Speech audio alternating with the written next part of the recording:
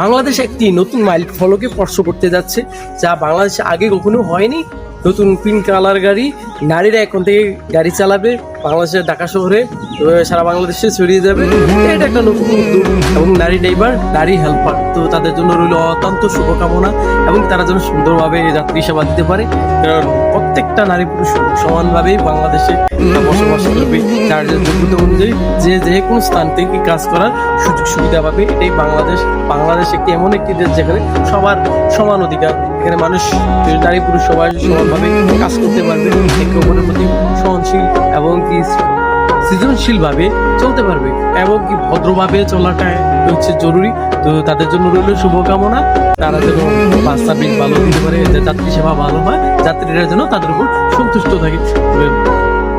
আর আগামী পথ চলা তাদের অবশ্যই সুন্দর হোক এবং তারা আসলে প্রশিক্ষণপ্রাপ্ত ড্রাইভার, তো আশা করি তারা ভালো কিছু করবে। আল্লাহ পাক তাদের সহায় হোক এবং কি ভালো কিছু করুক, তাহলে আমাদের বাংলাদেশে একটি নতুন মাইল ফলক তৈরি হবে ইনশাআল্লাহ।